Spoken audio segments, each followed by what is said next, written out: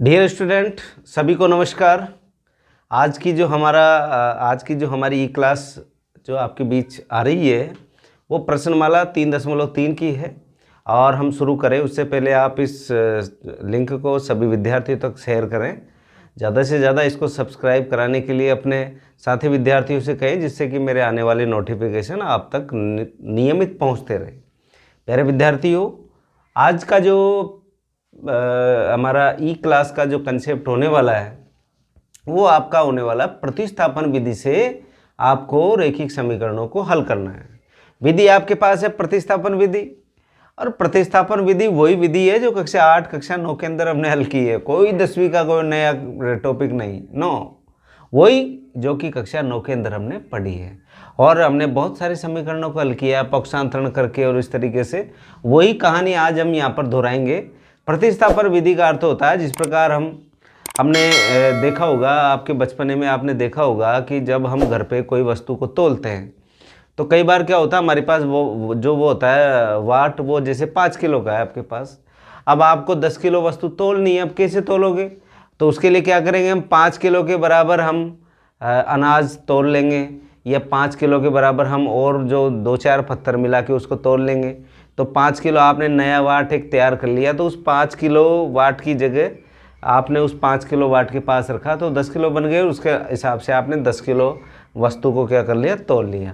तो आपने क्या किया, वो मूल वाट 5 किलो का था, और वो जो पत्थर वाला वाट था वो भी आपने उसके बराबर तोल के बनाया है, वो भी वाट ही है। लेकिन हो सकता है वो एक पत्थर हो, 2 हो, 3 हो, इस तरीके से आपने 5 किलो वजन आपने तैयार कर लिया। तो आप उस 5 किलो वाट की जगह वो 5 किलो वजन भी काम में ले सकते हो। यही काम यहाँ पर करेंगे। हम क्या करेंगे, ये जैसे x और y जो दो आपके पास चर वैल्यू है, इनमें से किसी एक चर वैल्यू को हम हटाएंगे। जैसे हमने x की जगह y को प्रतिस्थापित करेंगे, या y की जगह x को प्रतिस्थापित करेंगे। वो कैसे करेंगे वो अभी सवालों के साथ समझ आएगा आपको, ऐसे में कहने से आपको समझ नहीं आएगा। तो मैं पहला सवाल ले रहा हूँ यहाँ पर। पहला सवाल है आपके पास x + y = 14, समीकरण नंबर 1, और x - y = 4, ये समीकरण नंबर 2 दे दिया। ठीक, विधि कौन सी है? विधि प्रतिस्थापन है। अगर एग्जाम के अंदर आपसे नहीं कहे कि प्रतिस्थापन से हल करो, तो आप मर्जी पड़े जिससे आप उस आलेखी विधि से भी आप इसको हल कर सकते हो, आलेख बनेगा। और उसने कहा नहीं, आपको तो प्रतिस्थापन वाली विधि से ही सवाल हल करना है, तो आप ये विधि करें जिस पे हम बात कर रहे हैं। अब देखें यहाँ पर, आप चाहो तो समीकरण 1 को ले लो, समीकरण 2 को ले लो। जैसे मैंने समीकरण 2 ले लिया क्योंकि हमको छोटा नजर आ रहा है, 4 है, y है, x है, x y अभी है, 14 है, 4 है, इसको लेते हैं। तो इस y को हम इधर पक्षांतरण कर देते हैं, तो आपके पास आ गया x = 4 + y। ठीक, इसको समीकरण नंबर 3 दे दिया मैंने, कोई परेशानी नहीं होनी चाहिए। अब देखो, समीकरण 2 से हमने समीकरण 3 प्राप्त किया है, ये तो दोनों एक ही है, ये मान के चलना। अब क्या करें, समीकरण 3 का मान समीकरण 1 में रखते हैं। तो समीकरण 3 से x का मान समीकरण 1 में रखने पर 1 में रखेंगे। लो, 1 को उतार लो पहले, x + y = 14। अब आपके पास x का मान कितना, 4 + y, तो जहाँ पर भी x नज़र आ रहा है वहाँ पर क्या लिख देंगे, 4 + y। दिया गया 4 + y = 14। ये y कितना y हो गया, 2y। 4 को पक्षांतरण करके इधर भेजो, तो 14 तो इधर पहले से ही है, -4, क्योंकि प्लस का 4 इधर जाएगा तो माइनस का हो जाएगा। तो 2y = 14 में से 4 गए तो 10 बचे, तो y = 10/2। तो y बराबर कितना आ गया आपके पास, 5 आ गया। y का मान आपने निकाल लिया। अब ये 5 आप चाहो तो समीकरण 1 में रख दो, 2 में रख दो, 3 में रख दो, आपको मर्जी पड़े जिसमें रख सकते हैं। तो यहाँ पर लिखेंगे y = 5, समीकरण 2 में रखने पर, किसी में भी रख दो, आपको छूट है। ऐसा नहीं मैंने 2 में रख रहा हूँ तो आप भी 2 में रखें, 3 में रख दो, 2 में रख दो, इसमें 1 में रख दो, आपको छूट है। तो समीकरण 2 उतारो, x - y = 4। तो यहाँ पर y का मान कितना है, आप कहोगे सर 5 है, तो x - 5 = 4। तो x = 5 को इधर पक्षांतरण करके भेजेंगे, तो 4 + 5, ये माइनस का इधर जाएगा तो प्लस का हो गया, तो x बराबर 4 और 5 कितने हो गए 9, ये आ गया आपके पास। तो x की वैल्यू तो आपके पास कितनी आ गई 9 आ गई, और y की वैल्यू आपके पास यहाँ पर कितनी आ गई 5 आ गई। अब बोलो इसमें कहाँ कोई नया कंसेप्ट आया? नहीं, ये वही कक्षा 9 का कंसेप्ट आपके साथ चल रहा है। अब लेते हैं इसका सेकंड वाला क्वेश्चन। अब शुरू करते हैं हम क्वेश्चन नंबर 2। क्वेश्चन नंबर 2 में दे रखा है s - t बराबर 3 और s/3 + t/2 बराबर 6।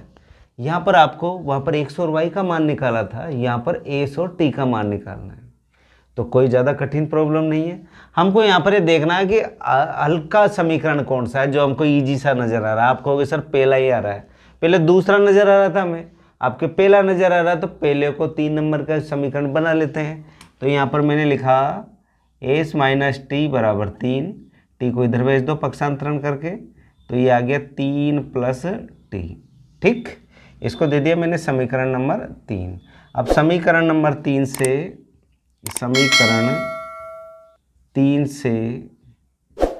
s का मान समीकरण 1 में, 1 तो लिया ही था हमने, किस में रखेंगे 2 में रखने पर, किस में रख रहे हैं डियर स्टूडेंट? समीकरण नंबर 2 में। 2 को उतार लीजिए यहाँ पर, s/3 + t/2 बराबर 6। अब किसका मान रखना है अपन को? s का मान कितना है 3 + t, तो यहाँ पर लिख दिया मैंने t + 3, कोई परेशानी, बटा 3 + t/2 बराबर 6। इधर वाले 2 और 3 में लघुत्तम कितना आ रहा है 6 आ जाएगा।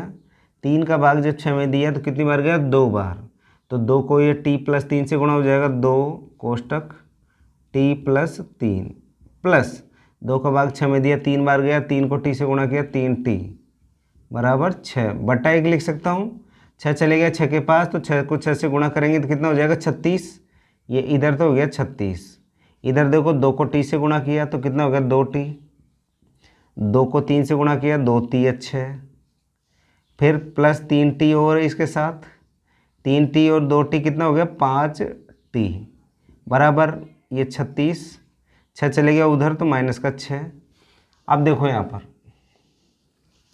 अब ये 5t और 36 में 6 गया तो कितना बचा 30, तो यहाँ आ गया आपके पास 5t बराबर 36 में 6 गया तो कितना हो गया 30, तो t बराबर 30/5, तो t बराबर कितना आ गया 6। t का मान आपने निकाल लिया। अब t का मान उठा के समीकरण 1 में रख दो, चाहे 2 में रख दो, चाहे 3 में, तुम्हारे मर्जी पड़े जिसमें रख दो। तो मैंने जैसे t का मान समीकरण 1 में रखने पर, 1 में रख देते हैं, 1 में रखने पर लो 1 उतारते हैं, s - t बराबर 3, t की जगह 6, s - 6 बराबर कितना आ गया 3। 6 को पक्षांतरण करके इधर भेजा तो ये हो गया 3 तो प्लस का पहले से ही है, ये माइनस का 6 इधर गया तो किसका हो गया प्लस का, तो s बराबर कितना हो गया 6 और 3 9, ये 9 आ गया इसका।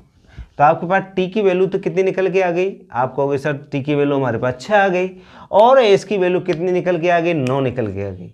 ऐसा नहीं है कि आप इसको भी पक्षांतरण करके या समीकरण 3 बना सकते हो, बट हमें ये चुनाव कर लेना कि हमें ईजी कौन सा रहेगा, जो ईजी पैटर्न रहे उसी को हमको क्या करते हैं वो 3 नंबर तैयार करते हैं। 3 नंबर तैयार कर लोगे, ईजी वाला किया था हमने, वहाँ पर पहले वाले के जो सब पहला वाला जो प्रश्न था उसमें x - y बराबर 4 दूसरा समीकरण जो माना था वो लिया था। यहाँ पर हमने पहला वाला समीकरण ले लिया। आपको छूट है, आप कोई सा भी, जैसे मैंने यहाँ पर कौन से में रखा 1 में, आप चाहो तो आप इसको इसमें भी रख सकते हो। कौन से में 2 नंबर में, जैसे t का मान कितना था 6, ये 6 रखा, 6 में 2 का भाग दिया 3 बार गया, 3 को इधर भेजा तो ये 3 रह गया, 3 को 3 से गुणा किया 9 आ गया। तो आप कैसे भी मान रख सकते हो, यह आपको छूट है। तो इजी गोइंग इस तरीके से सवाल होंगे। अब बढ़ते हैं क्वेश्चन नंबर 3 की ओर। अब देखिए इस प्रश्न में आप यहाँ पर देख पा रहे होंगे, इस प्रश्न में यहाँ पर है 3/9, यहाँ पर है 1/3, यहाँ पर है 3/9, यानी इसका अर्थ ही हो गया 1/3, 1/3, 1/3। और जब आपको पता है a1/a2 = b1/b2 = c1/c2, तो यहाँ पर अपरिमित रूप से अनेक हल होंगे। अब अनेक हल है, यहाँ तो एक एक हल था जो आपने निकाला, यहाँ पर अपरिमित रूप से क्या होंगे, अनेक हल होंगे। तो जो ये सवाल है इसमें एक 2-3 लाइनें आपको लास्ट में लिखनी पड़ेगी, जो मैं अभी बोल के आपको समझाऊंगा। पहले इसको सरल कर लेते हैं। तो इसको सरल करने के लिए क्या करें, कोई सा भी मान रख लेते हैं। जैसे हमने समीकरण 1 को 3 में कन्वर्ट करते हैं, क्योंकि यहाँ पर देखो y है केवल, यहाँ पर 3y 9 ये इस तरीके से है। तो आप इसको हल्का ले लेते हैं हम। समीकरण 1 3x - y बराबर 3। तो क्या करते हैं, इस y को तो इधर भेज देते हैं, 3 को इधर ले आते हैं। तो आगे y बराबर 3x, ये 3 इधर गया तो किसका हो गया, माइनस का। समीकरण नंबर 3। आप सोचोगे सर आपने कैसे कर दिया, इस y को तो मैं ले गया इधर, तो माइनस का इधर जाके किसका हो गया, प्लस का हो गया। ये प्लस का 3 था जिसको मैंने पक्षांतरण करके इधर LHS साइड लाया हूँ, तो प्लस का किस में हो गया, माइनस में। मैंने ये कि इस y को इधर की जगह उठा के इधर लिख दिया, इतना सा किया। अब ये समीकरण 3 का मान समीकरण किस में रख दें, 2 में। तो यह लिखेंगे समीकरण 3 से y का मान समीकरण किस में रख दें, 2 में रखने पर। 2 में रख दो, 2 को उतारेंगे, 9x - 3y बराबर कितना हो गया, 9। तो लो क्या किसका मान निकाला आपने, y का। तो 3x - 3, तो 9 किसका मान है आपके पास, 9x तो ऐसे कैसे आएगा, -3। ये y का मान आपके पास है 3x - 3 बराबर 9। तो 9x माइनस के 3 को प्लस के 3 से, 3 3 9x, माइनस के 3 को माइनस के 3 से, 3 3 9 प्लस के बराबर 9। इस 9 को इधर ले चलो, तो देखो लेने की ज़रूरत नहीं है, 9x से 9x गया, 9 बराबर 9। अब कन्फ्यूजिंग हो गया, यहाँ पर ना तो x का मान निकला ना y का मान निकला। क्यों नहीं निकला, अभी हमने कहा था कि जो ये कथन है जिसमें x की वैल्यू आप निकालोगे या y की वैल्यू आप निकालोगे, तो यहाँ पर सभी मानों के लिए सत्य है।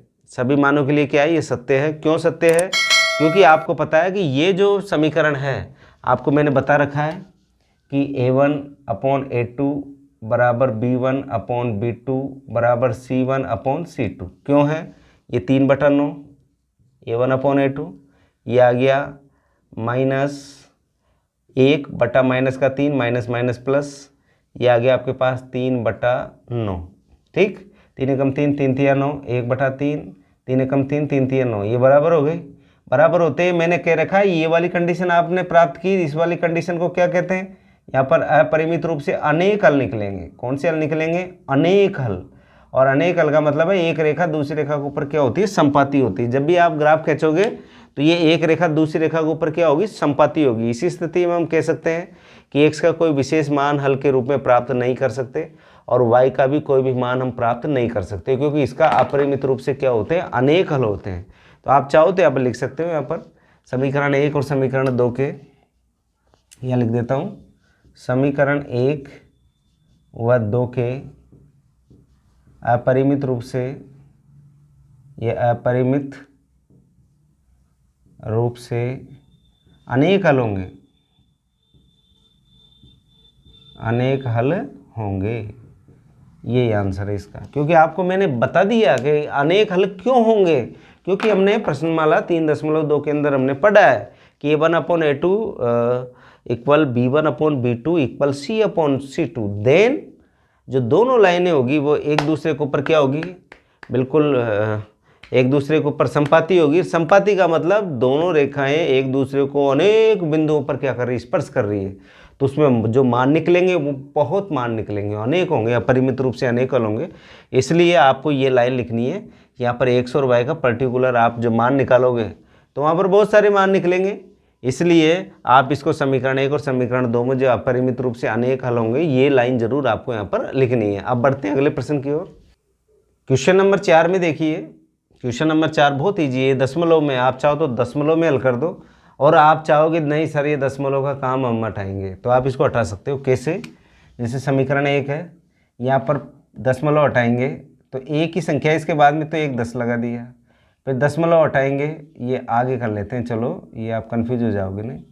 जैसे आपके पास है 0.2x, पॉइंट हटाएंगे तो नीचे क्या आ जाएगा, 10। क्यों आएगा कि पॉइंट के बाद में एक संख्या तो 1 0 लग गई, प्लस यहाँ पर 0.3y है, तो पॉइंट हटाया तो 1 10 और लग गई। ठीक, इसी तरह 1.3 है, पॉइंट हटाया तो पॉइंट के बाद में एक ही अंक है, एक ही अंक है, तो आप क्या करोगे 10 लगा दिया। ठीक है, अब इधर भी 10 है, इधर भी 10 है, सबको लघुत्तम लेंगे तो 10 ही आएगा, तो एज इट इज इसको उतार देंगे हम कि 2x + 3y बराबर 13। ये समीकरण नंबर, इसको दे दो 3 नंबर दे दो, आपको छूट है, कोई सा भी नंबर दे दो, बढ़ाते जाओ नंबर। अब इसी तरह यहाँ पर देख लो सेकंड वाले में 0.4x, पॉइंट हटाया तो क्या लग गया 10 + 0.5y बटा पॉइंट हटाया वही 10, 2.3 बटा 10, ये पॉइंट हटाया 10 हो गया। ठीक, यहाँ पर भी मैंने इसको यहाँ पर उतार देता हूँ, 4x + 5y बराबर 23, समीकरण नंबर 4। इस 4 को इसके नीचे उतार दो तो ये आ गया 4x + 5y बराबर 23, समीकरण नंबर 4। आपने समीकरण यहाँ पर प्राप्त कर लिए। अब समीकरण प्राप्त करने के बाद में आपको मान निकालना है। अब देखो ये छोटा ये दिख रहा है 2x + 3y बराबर 13, तो इसी को ले लो समीकरण 3 को, तो यहाँ आ गया 2x + 3y बराबर 13। अब क्या करो, इसको 2x को इधर भेज दो तो 3y बराबर 13 माइनस का 2x, 2 चले गए बटे में, तो y बराबर 13 - 2x बटा 3। इसको देते हैं समीकरण 3 4 और इसको देते हैं समीकरण नंबर 5।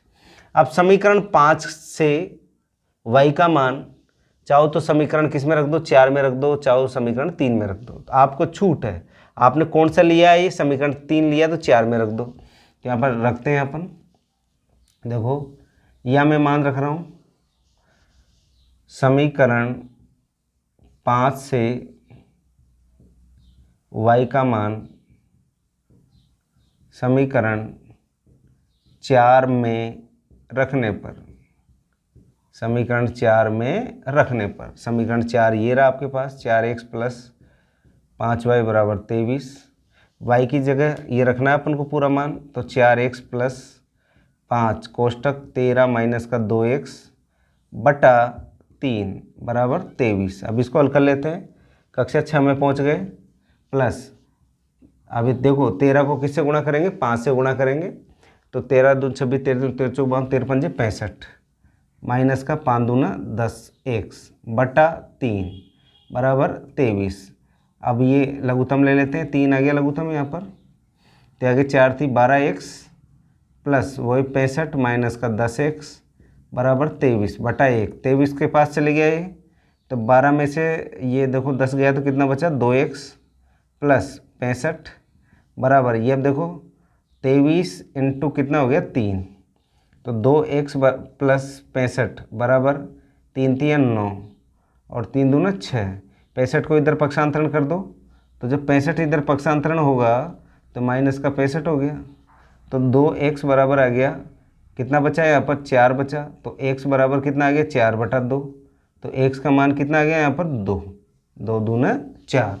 आपने यहाँ पर x का मान आसानी से निकाल लिया और x का मान कितना निकला आपके पास 2। अभी x का मान उठा के आप मर्जी पड़े जिस समीकरण में रख दो, चाहे समीकरण 3 में रख दो, 4 में रख दो, 5 में रख दो, 1 में रख दो, 2 में रख दो, किसी में भी रख दो, आपका आंसर निकल जाएगा। तो यहाँ पर मैं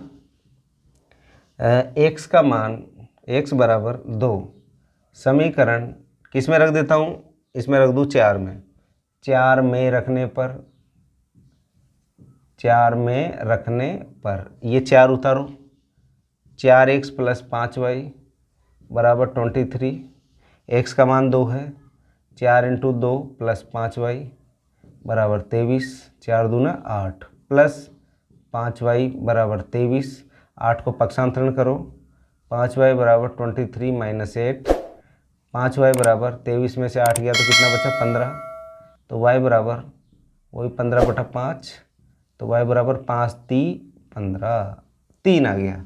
यहाँ पर x की वैल्यू आपके पास कितनी आ गई, 2 आ गई, और y की वैल्यू आपके पास कितनी आ गई डियर स्टूडेंट, 3 आ गई। बोलो कहाँ पर समस्या रही। आपको आना चाहिए कि आपको प्रतिस्थापन कौन से समीकरण से करना है। यहाँ पर हमने समीकरण 3 से प्रतिस्थापन किया y की वैल्यू, आप चाहो समीकरण 4 से x की भी कर सकते हो, y की भी, यानी आपको छूट है, आपको खुली स्वतंत्रता, आप कोई से भी तरीके से इस प्रश्न को हल करें, बट आना चाहिए विधि कौन सी, प्रतिस्थापन विधि। अब अगले सवाल की ओर बढ़ते हैं। प्रश्न नंबर 5 पर हम पहुंच गए, पहले के 5वें पर प्यारे विद्यार्थियों। तो देखिए यहाँ पर समीकरण 1 और समीकरण 2 के रूप में मैंने इसको चिन्हित कर दिया। अब आप देखो जो छोटा सा नजर आ रहा है √2 और √3, इसको ले लेते हैं क्योंकि समीकरण नंबर 3 बनाना हमें। तो ये आ गया √2x प्लस √3y बराबर 0। √3 को इधर ले जाओ, √2x ये इधर गया तो किसका हो गया, माइनस का √3y। अब √2 चले जाएगा बटे में, तो x बराबर आपके पास आ गया √3 बटा √2 और y भी है इसके साथ। ये आ गया समीकरण नंबर 3। ठीक, अब समीकरण 3 का मान उठा के किस में रख देते हैं, समीकरण 2 में। तो x का मान समीकरण 2 में रखने पर रख दो। ये समीकरण 2 को उतारो, √3x माइनस √8y बराबर 0।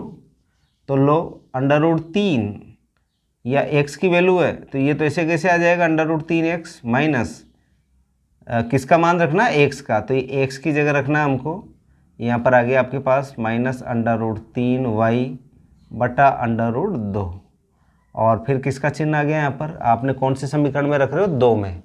ये माइनस √8y बराबर 0।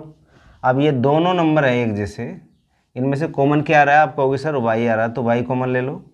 अंदर क्या बचा, अंदर आपके पास बच गया √3 को √3 से गुणा किया तो कितना है, माइनस का 3। क्या y तो बाहर निकाल ही लिया आपने, तो बटा कितना √2 माइनस √8। ठीक है, ये स्थिति हो गई आपके पास बराबर 0। अब ये पूरा की पूरी जो संख्या है, ये पूरी की पूरी संख्या कहाँ चले जाएगी, बटे में चले जाएगी। और बटे में जाएगी तो आप पता है किसके बटे में जा रही है, 0 के में। तो यहाँ पर आ गया y बराबर 0 बटा -3 बटा √2 माइनस का √8। जो 0 के बटे में होता है तो वो खुद भी क्या हो जाता है, 0 हो जाता है। तो y की वैल्यू कितनी निकल के आ गई आपके पास, 0 निकल के आ गई।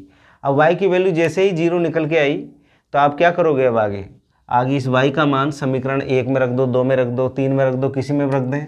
तो लो y बराबर 0 समीकरण 1 में रखने पर, 1 में रख दो, 1 में रखने पर समीकरण 1 उतारो, √2x प्लस √3y बराबर 0। अब किसका मान रखना, y का, तो 0 रख दो यहाँ पर, √2x प्लस √3 इंटू 0 बराबर 0। √2x जो 0 से टकराया 0 बराबर 0। तो √2x बराबर 0, तो x बराबर 0 बटा √2, तो x बराबर कितना आ गया, 0। तो आप कह दोगे सर x की वैल्यू भी 0 और y की वैल्यू भी क्या प्राप्त कर ली हमने, 0 प्राप्त कर ली। आपको पैटर्न आना चाहिए, सवाल में 0 उत्तर आ रहा है कि माइनस आ रहा है, प्लस आ रहा है, वो दूसरा बिंदु है हमारे सवाल हल करने में। आपका पहला बिंदु ये ध्यान रहना चाहिए कि हमें ये पता रहे कि हम जो मान निकाल रहे हैं उसमें जो ये गणनाएं हैं, कैलकुलेशन है हमारी, सही है या नहीं है, बस इतना सा आपको ध्यान में रखना है। तो सवाल के आंसर तो निश्चित तौर पे आएंगे, आपको बिल्कुल ये एक्स्ट्रा नहीं सोचना है कि क्या पता मेरा सवाल गलत हो जाए। अरे गलत हो जाए तो जांच कर लो, जांच करोगे x का मान 0, y का 0, ये 0 0 ये 0 के बराबर हो गया, चाहे नीचे रख दो, आप जांच कर सकते हैं। खुली स्वतंत्रता है इस प्रश्नावली के अंदर, आप जांच कर लें आपने आंसर जो निकाला है। बहुत इजी, यानी जो बीजगणित होती है मैथमेटिक्स का सबसे इजी पोर्शन माना जाता है। और अगर ये इजी पोर्शन आपने अच्छे से तैयार कर लिया ना तो आपके ट्रिग्नोमेट्री में भी काम में आएगा, आपके ज्योमेट्री में भी आएगा, आपके स्टैटिक्स में भी आएगा। तो यानी जितने भी मैथमेटिक्स के जो पार्ट है वहाँ पर ये अलजेब्रा तो काम में आएगी आएगी।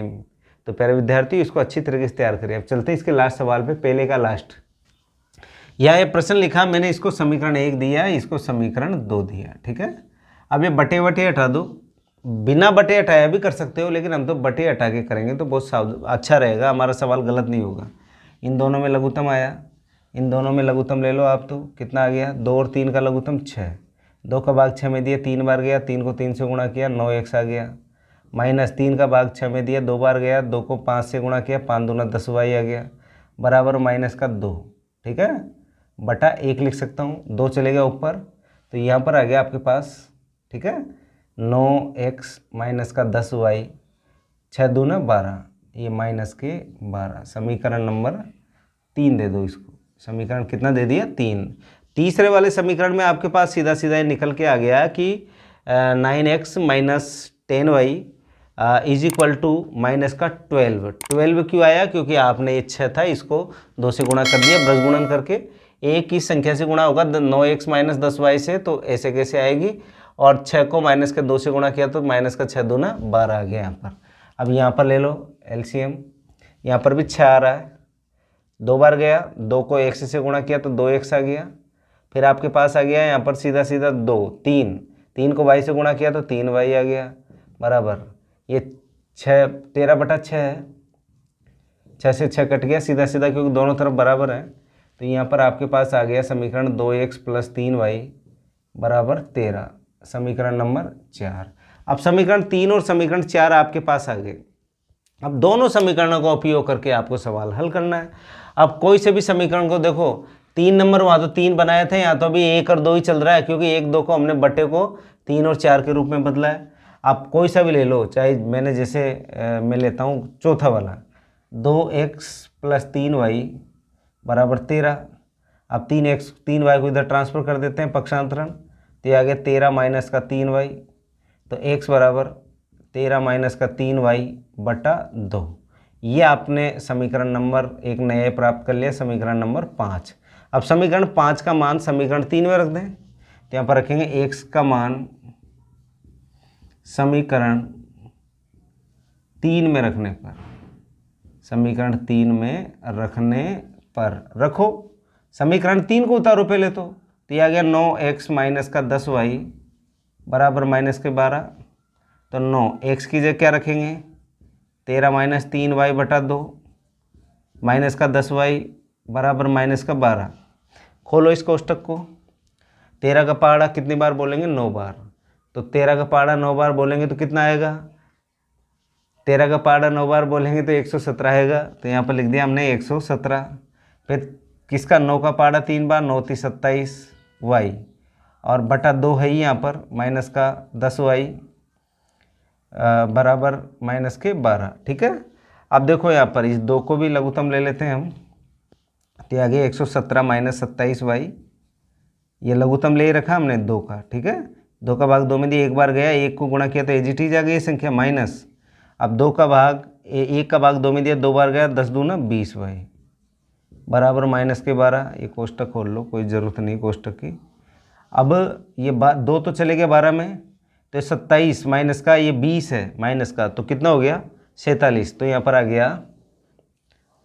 अब क्या करते हैं, देखो हमने यहाँ पर भाग लगा लिया, अभी 2 चले जाएगा किस में? -12 में। तो ये देखो यहाँ पर 27 और ये कितना हो गया? माइनस का 47y और ये आपके पास प्लस का 117 है ही, बराबर 12 को 2 से गुणा किया 24 माइनस का 24, 117 को उधर पक्षांतरण करो, माइनस का 47y बराबर माइनस का 24, ये प्लस का इधर गया तो माइनस का 117, तो माइनस का 47y बराबर कितना हो गया? ये 7 से 8 9 10 11 का 1 हासिल का 1 कितना हो गया? 2 और या देखो 7 और 4 11 का 1 हासिल का 1 1 और 1 2 और 2 4, यहाँ पर 4 आ गया। 141 किसका? माइनस का। तो y बराबर माइनस का 141 बटा माइनस का 47, माइनस माइनस प्लस, ये 3 बार कट गया, कितनी बार? 3 बार। देखो यहाँ आगे 47 47 47 3 141, अब y का मान 3 आ गया। अब y का मान उठा के चाहे समीकरण 3 में रख दो चाहे 4 में रख दो, तो हमने जैसे समीकरण किस में रख दिया? 4 में रख दिया। y बराबर 3 समीकरण 4 में रखने पर, अब समीकरण 4 को उतारो पहले, ये आगे 2x प्लस 3y बराबर 13, तो y की वैल्यू 13 रख दो, तो y बराबर 2x प्लस 3 इंटू कितना आया? 3, 13 नहीं है 3 और बराबर 13, तो 2x 3 3 9 बराबर 13। अब देखो यहाँ पर ये 9 को भी इधर ले जाओ, तो 2x बराबर 13 माइनस 9, तो 2x बराबर 13 में से 9 गए तो कितना बचे? 4, तो x बराबर 4 बटा 2, तो x बराबर कितना आ गया? यहाँ पर 2 आ गया। आपके y की वैल्यू कितनी आई? यहाँ पर 3 आई, और x की वैल्यू कितनी आ गई? आपके पास सीधी सीधी 2 आ गई। तो आपका जो रेखिक समीकरण युग्म आपको दिया हुआ है वहाँ पर x और y की वैल्यू आपने आसानी से निकाली, x की वैल्यू 2 और y की वैल्यू 3। इस तरीके से हमने क्वेश्चन नंबर 1 को आज हमने यहाँ पर पूरा किया। डियर स्टूडेंट, अगली वाली क्लास में इसके अगले प्रश्नों को हम सरल करेंगे। आप सवालों को हल करते चलें। जैसे बिना इबारत वाले प्रश्न थे, विधि कौन सी थी? विधि आपके पास थी प्रतिस्थापन विधि, तो आप प्रतिस्थापन विधि के अनुसार आप इन प्रश्नों को हल करें बिना इबारत वालों को, जो भी एग्जाम्पल्स में आपको दिए हुए हैं। प्यारे विद्यार्थियों, आप मेहनत करते रहें, निश्चित तौर पर गणित में आप बहुत अच्छा कौशल आप विकसित कर लेंगे और आने वाली जो 11वीं 12वीं की जो बड़ी बड़ी एग्ज़ाम है उसमें बड़े आसानी से आप गणित को हल करते हुए आपके लक्ष्य तक पहुंच जाओगे। इसी आशा और अपेक्षाओं के साथ आज मैं अपने इस लेसन को यहीं समाप्त करता हूं। Thank you.